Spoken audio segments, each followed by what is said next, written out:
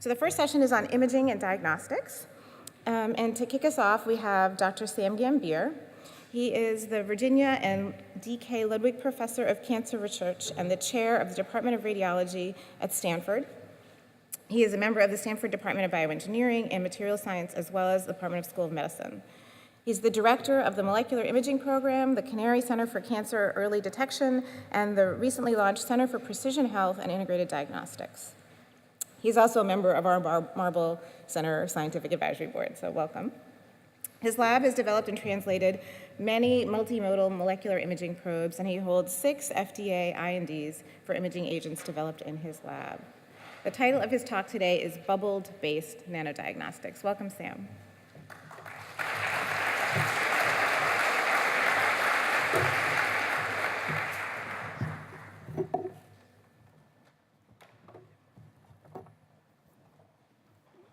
Well, thank you very much, Sangeeta, Tyler, to the committee that put together the wonderful program.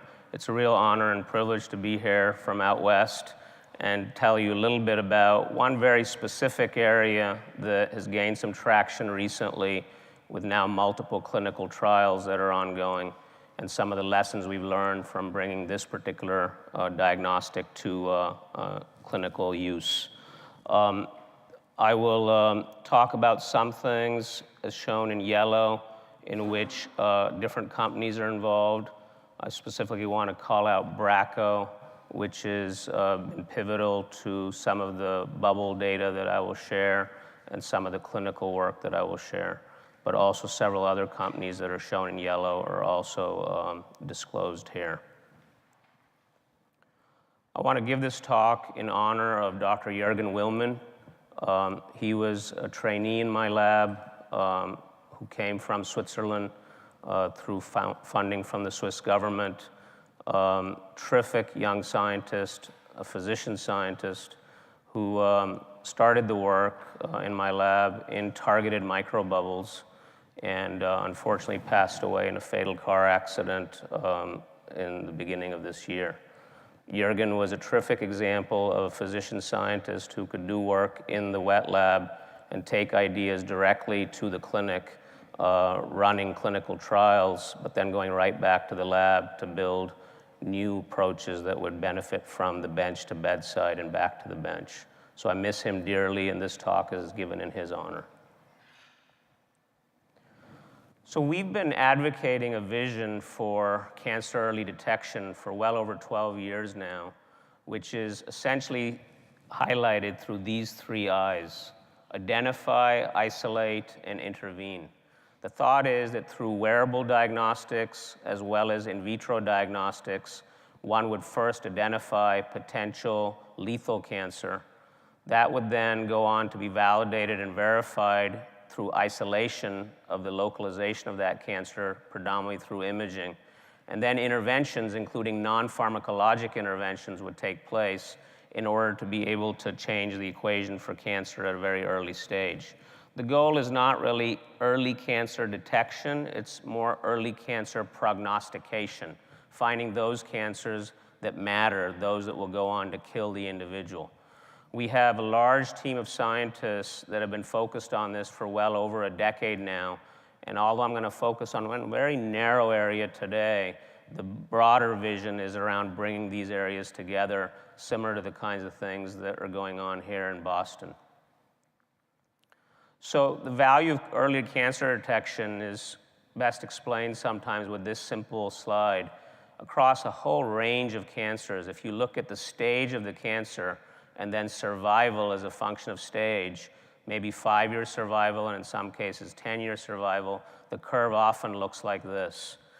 You do a much better job if you can catch that cancer at an earlier stage. Yet we as a society spend at least 100 to 1,000 times more on the tail end of the problem. This has been personally very frustrating to me, because it's been very hard up to just only the last few years to get people interested in approaching early cancer detection. People are much more focused on the tail end of the problem, and I believe the tide has started to turn with more interest now, more funding now, coming towards mechanisms to identify cancer early and therefore change the equation. If you look at the SEER data and you look at cancer types, as shown here, and you ask, what is the 5-year survival based on the cancer being detected when it's already spread, you can see very low numbers on this column across all cancer types. On the other hand, if you look at the same 5-year survival when the cancer is caught relatively localized, then you see the marked jump in the survivals. And yet, when you ask, well, how often do we catch the cancer early, the numbers are not so good across most cancers, other than cancers in which we've already started to implement screening strategies, although those also have a lot of challenges, like prostate and breast cancer. But this is the hard data that supports that you do have a real potential to impact early cancer detection. It does not mean there will not be biological variability, and that in some cases, even of course when the cancer is caught early, there will still be a poor outcome.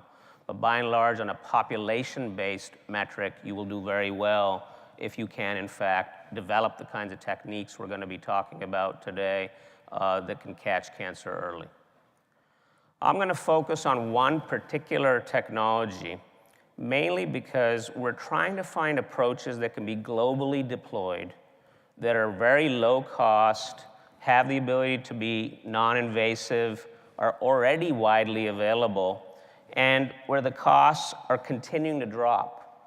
The latest generation of portable ultrasound technologies, including several companies in the Bay Area, are now approaching a little bit over $1,500 for the entire hardware, and soon will approach just several $100s for the entire ultrasound hardware that is able to be deployed anywhere in the world. So wouldn't it be great if such a ubiquitous, low-cost solution could be used to, in fact, image at the molecular level the presence of cancer, and therefore change the equation, not just in the top institutions in which we're currently running trials, but also worldwide. This leads us then to the use of bubble technology. Ultrasound, you're familiar with, is taking images of anatomy, for example, the fetus in the womb. But how do you take ultrasound to the next level where it can image molecular information? If you can inject into the subject microbubbles or nanobubbles, those bubbles can then be targeted towards molecular targets in the vascular endothelium, as in the case of microbubbles, or even on the cancer cell surface itself, as in the case of nanobubbles. The microbubble itself is made up of a gas core containing one of several gases, as shown here. It's composed of a shell, and the shell can be made of proteins like albumin. It can also be made of lipids, and then antibodies and peptides embedded within that shell allow the microbubble to be targeted to a molecular target of interest. This particular technology has actually been around for a significant period of time. What's evolved over the last decade is the targeting of the bubbles. Instead of having them just wander around the bloodstream, or in the case of smaller bubbles, leave the bloodstream, how do you get them to actually target, and then that targeting providing information at the molecular level about the lethality of a given cancer? So this is an example of a bubble that is being photographed at a very high rate by a special camera. And what you're looking at on the right is the frequency that you're receiving from the bubble as you stimulate it with an acoustic field. And that stimulation is critical to us basically listening to that bubble. We're yelling at it, and it's yelling back to us. It's really that simple. And the key is that by targeting it to specific molecular events, we can now start to image clearly at the molecular level and convert ultrasound from an anatomical modality to that of a molecular modality. The bubble sizes can range from several hundred nanometers to several thousand nanometers. There are also phase changes that are possible. You can deliver energy into a nano droplet and then expand it into a nanobubble at the micro side. And you can also work with bubbles that leave the vasculature, as in the case of nanobubbles, or ones that remain in the vasculature and therefore can only target vascular endothelial targets like VEGF receptor type 2 or Thy1, et cetera. In the clinical trials I'll show you, we have moved the microbubbles initially into humans and are now building the way for the nanobubbles to also go to humans. But a lot of the same learning points of moving these to humans applies to the range of sizes we're exploring. These are just 3 bubbles that are fluorescently tagged, in this case, being imaged in a living animal through optical microscopy. You can see in this case the bubbles have already bound to the vascular endothelium, and as the blood flows by, the ability for the bubbles to hang on for their dear lives, so to speak, and not be sheared off. A lot of the physics of understanding the movement of the bubbles in vessels, their binding affinities and targeting has been well studied over the last few years, and we have a pretty good understanding of how to optimize these to produce good binding and then also good imaging signal at the acoustic level. This, of course, is not an ultrasound image, but is just an optical image of the bubbles as they're bound to target. So in general, for these bubbles that are micro bubble size, because they don't leave the vasculature, we've been going after targets like KDR or VEGF receptor type 2, which are overexpressed in many types of cancer and are especially good as a target in postmenopausal women with ovarian cancer, as well as most types of breast cancer. There are many ways you could argue different biomarkers that you could target, but one of our initial choices for multiple reasons was KDR. The bubble that's shown here is able to bind to KDR or VEGF receptor type 2, and simply by an intravenous injection, the bubbles move throughout the bloodstream and then bind to that target of interest. Because angiogenesis starts to occur typically in the about millimeter-sized tumor range, that angiogenesis leads to these targets being present predominantly only in the vessels that are feeding that new tumor. So we've been characterizing these over many years now in multiple types of animal models, in pancreatic cancer, breast cancer, even non-malignancy inflammation based on different targeting. In animal models, we could show that we could get down to around 0.7 millimeters of tumor detection, and a lot of detailed studies through optimization of that convinced us that it was time to move these to humans for potential detection of cancer in humans. The bubble that has been translated and is the first bubble to go into humans that is targeted is this one here. It's got a perfluorobutane gas in it along with nitrogen. Its target is KDR, overexpressed especially in multiple cancer types, including ovarian and breast. The binder to it, that is the binder chosen, is this heterodimeric peptide that has a KD of around 0.5 nanomolar. And the range of the bubble size itself is 1 to 3 microns. So these are relatively large compared to nanobubbles. And there's about 36,000 peptides per micrometer squared of surface area on these bubbles.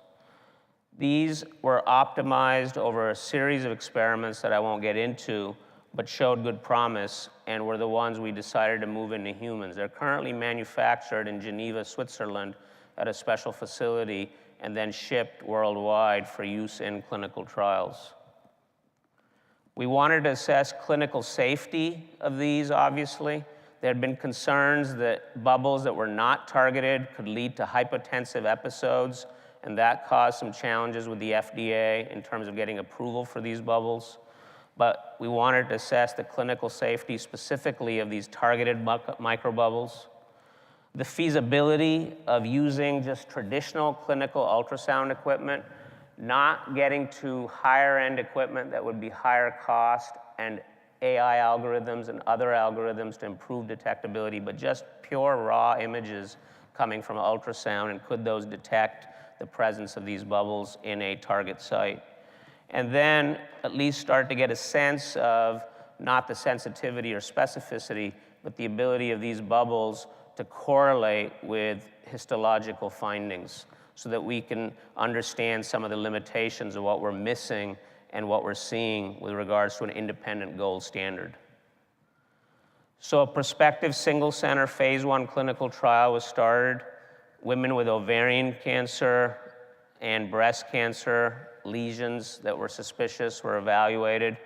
And we wanted surgical resection, of course, of these so that we could go on to determine if what we were finding was in fact consistent with what we were seeing in ultrasound imaging. The timeline is shown here. Basically, not only do you get the scan after injection of the targeted bubbles, but you're monitored for about 2 days out to look for changes that may be indicative of potential toxicity of these targeted microbubbles. And the dose escalation went all the way up to 0.08 milliliters per kilogram of body weight. And the dynamic imaging that was performed let us see not only just one static image, but truly a time activity curve of the bubbles as they arrive, as they bind to potential target in the tumor vasculature, and as they clear if they don't bind to the targets. 2 radiologists, myself and actually Dr. Jürgen Willman, spent a lot of time looking at these images, blinded to the histology, without knowing what the histological findings are for a given subject.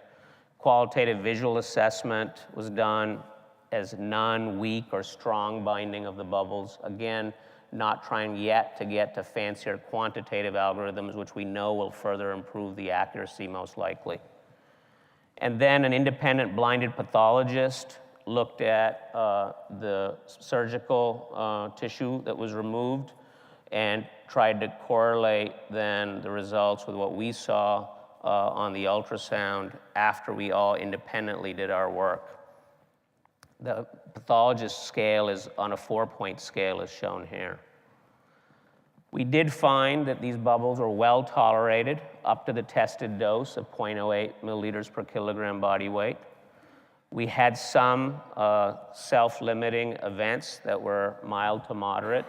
Those are shown here, including a moderate headache that resolved, but nevertheless important to understand, and also oral discomfort and lip pruritus. There were no serious adverse events or deaths, and no clinically relevant changes from baseline for the vitals, EKG, and any laboratory values. Here are the histological diagnoses. You'll see that most of these initial patients had tumors in the breast and ovary that ranged from a few millimeters up to about 2 centimeters. So these aren't the smallest lesions because the initial purpose was to determine whether we have correlation with independent gold standard of histology. But in fact, we were able to show, as you'll see, a very good correlation between the two. Some of the lesions are benign, which is great because we don't want the bubbles, of course, producing a signal in benign lesions. And as you'll see, that is the case in most of the cases. But these are the kinds of cancers we looked at in the case of the histological diagnoses gold standard. This just shows you the time activity curve. From the time of injection of these targeted microbubbles, they very rapidly enter what could be a potential lesion of interest. And then in this case, the y-axis is the normalized fold increase going up 20-fold. And that, of course, will depend on the level of VEGF receptor type 2 or KDR in the vessels that are feeding that tumor, and also the number of vessels.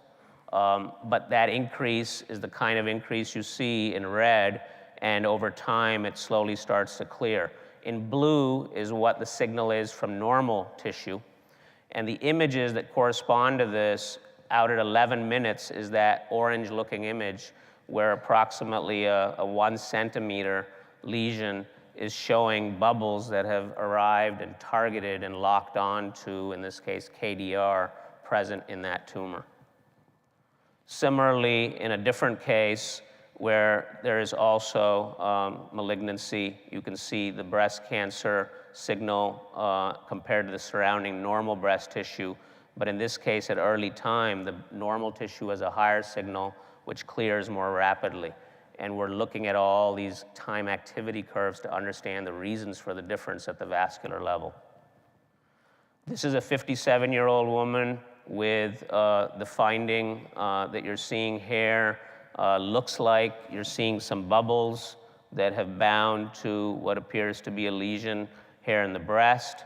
When staining for vasculature, staining for the target the bubbles bind to, and then H&E, you see these kind of results showing that there in fact is KDR, so there should be bubble binding here.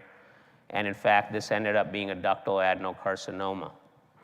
And then in this 36-year-old woman, what you notice is also the ultrasound traditional image here, and not really any significant amount of signal coming from this lesion. Not bubbles that are binding, in this case, out at 11 minutes after injection. And what you see here is, again, staining for blood vessels with CD31, lack of significant KDR staining, and the H&E. And this is a benign fibroadenoma. Here's another example of someone with a ductal adenocarcinoma. And again, as you look over time, it's 7 minutes, 11 minutes, 17 minutes, 29 minutes. This signal indicative of microbubble binding in this target. And again, the KDR staining showing that there is, in fact, KDR present in this lesion. These kind of studies, as simple as they seem, took years of development of the bubbles themselves, getting to the first in human, not knowing what exactly was going to happen. Although now it looks very encouraging, there were a lot of things that did go wrong and could have gone wrong to get to this stage, obviously. In the ovarian side, we do transvaginal ultrasound. And in this case, what you're looking at is in a 59-year-old woman, again, at 15 minutes after injection of the targeted microbubbles intravenously, a lot of bubble signal. And then, again, staining for blood vessels and the presence of KDR. And this is a serous cystadenocarcinoma. And in a 65-year-old woman, again, with transvaginal ultrasound, again, here you see a lack of significant amount of signal in the lesion and a lack of significant amount of staining. And this is a benign serous cystadenofibroma. So again, you're imaging levels of KDR using simple ultrasound, and levels of KDR tend to correlate with the malignant and benign nature and aggressiveness nature of a given lesion. And that's what the utility of this particular approach is. This just shows more examples in characterizing benign from malignant. You can all see signal here in this lesion, signal here in this lesion, and lack of signal in this lesion. Again, the appropriate histology, and this first one is a clear cell carcinoma. The second one is a serous cystadenocarcinoma. And the third one is a benign Brenner tumor that is not one that you would go on to do anything with in most cases. So these kinds of studies have given us significant confidence in what we're seeing. Not enough to arrive at real sensitivities and specificities, but for example, in breast lesions, we now have these malignant lesions characterized as matching or not matching between histology and targeted molecular ultrasound, and similarly in ovarian lesions, the same. We know from mathematical modeling that the first set of tests that will be blood tests will need to have certain accuracies, and the second level of tests, which will be the targeted molecular ultrasound, will need to have certain accuracies. Ideally, we need to get into the 90+% sensitivity and specificity range. We believe that will be possible with this, even for smaller lesions, because we have other data now in new trials that have launched that show us we can get down to about 4 millimeter size tumors in the ovary and under 3 millimeter size in the breast. And so the goal now is to answer in a two-step screening algorithm what one would do with such an approach to hopefully cost-effectively screen high-risk women for ovarian and breast cancers. So in summary of this particular microbubble study, there's a good safety profile for these KDR-targeted microbubbles up to the dose of 0.08. There's no significant change of vitals, no serious side effects, something that was not a given and was a big, big step with the US FDA to get to what is now broader use of these bubbles. The KDR targeted ultrasound imaging is technically feasible. It doesn't require any special ultrasound machines. This is standard off-the-shelf ultrasound without any special devices that can actually further improve the image quality and even imaging signal to allow you to achieve detection of even smaller tumors more sensitively. There is a period of time, about 6 to 30 minutes after injection of the bubbles, that you can begin to see the signal and then it plateaus. That gives us plenty of flexibility of when to image after injection and doesn't add much to the imaging time in terms of actually applying this as a routine procedure in the clinic. And then the KDR targeted ultrasound molecular imaging, of course, as we've shown, does correlate with levels of KDR, and that's what we're really after in this case. Now, there are many other biomarkers you could go after, and we are going after those, but the first one in working with Bracco and the FDA was this one, and this one itself, with even its limitations as a biomarker, is showing relatively good results. More studies with increased number of patients are now needed. The NCI is sponsoring 5 separate clinical trials at Stanford, 1 in pancreas, 1 in ovarian, 1 in breast, 1 in prostate, and is also allowing now screening of high-risk women with this approach, especially high risk for ovarian cancer. And our hope is that we will be able to detect smaller and smaller lesions and hopefully be able to change management of those high-risk patients.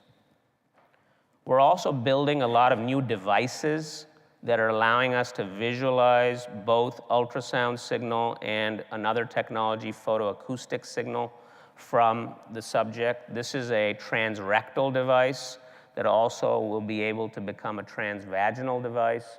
The idea here is that as urologists and gynecologists are doing these screening studies, can we improve the ability to detect smaller and smaller lesions more sensitively using the same kinds of targeted bubble approaches?